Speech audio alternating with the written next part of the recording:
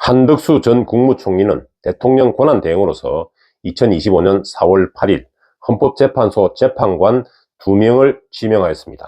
그런데 특검은 이 지명 전에 인사검증 절차를 거쳐야 했는데 이 인사검증 절차의 일부를 생략하거나 또는 부실하게 진행했다는 이유로 직권남용 권리행사 방해죄로 기소하였고 현재 공판 진행 중에 있는 것입니다.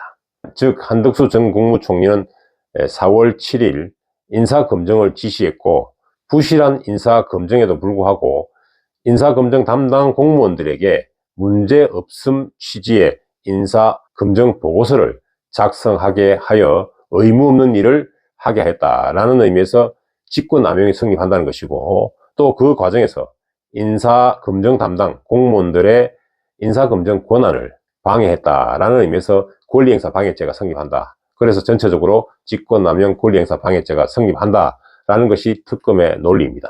그리고 특검이 주장하는 한덕수 전 국무총리의 구체적인 행위는 4월 7일 오전에 민정수석을 불러 내일, 즉 다음 날이죠. 4월 8일 이완규, 함상훈을 헌법재판소 재판관 후보자로 지명할 테니 그 전까지 검증을 마쳐라 라고 지시했다는 것입니다. 이에 대해서 한덕수 전 국무총리 측은 당시에 헌법재판소 재판관을 누구로 지명할 것인지에 관심이 있었지 이들에 대한 검증 절차에 대해서는 전혀 인식하지 못하고 있었다. 그리고 민정수석이 가지고 온 헌법재판소 재판관 후보자 리스트는 1차적으로 검증이 끝난 것으로 생각하고 있었다는 것이죠.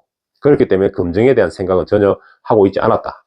그리고 더군다나 민정수석에게 그 자리에서 내일까지 검증을 마쳐라 라고 지시하거나 또는 검증에 관한 논의를 한 사실 자체가 없다라는 주장을 하고 있습니다. 그래서 결국 쟁점은 4월 7일 한덕수 전 국무총리가 민정수석을 불러서 내일까지 검증을 마쳐라 라고 지시를 했는지 또는 민정수석과 검증에 관한 논의를 서로 주고받았는지 여부입니다. 그런데 이 두 사람이 대화하는 그 현장에 국무조정실장이 배석하고 있었고 그래서 그 국무조정실장이 증인으로 채택되어서 현재 법정에 나와서 증언하고 있는 것입니다. 아까 검찰에서 질문하실 때 답변이 이제 예를 들면 지명이 되면 검증 절차 이후에 검증 절차가 진행된다 이런 취지로 답변을 하셨는데 네. 이것은 제가 듣기에는 그렇습니다. 논리적으로나 또는 일반적으로는 그렇다라는 증인의 생각 또는 증인의 경험에서 나온 답변인 것 같고 맞나요?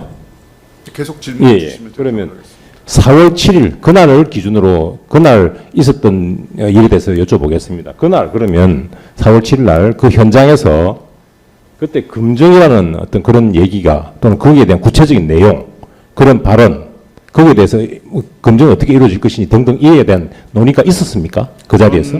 기억은 없습니다. 네, 그렇다면 아까 답변하신 검찰의 우리 신문에 대한 답변하신 것은 결국 증인께서 생각하시는 일반적으로는 지명을 받으면 그 이후에 검증 절차가 진행된다라는 것은 논리적으로 또는 일반적인 그런 케이스가 그렇다는 것이지 4월 7일 날 그런 게 있었다는 것은 아니지 않습니까?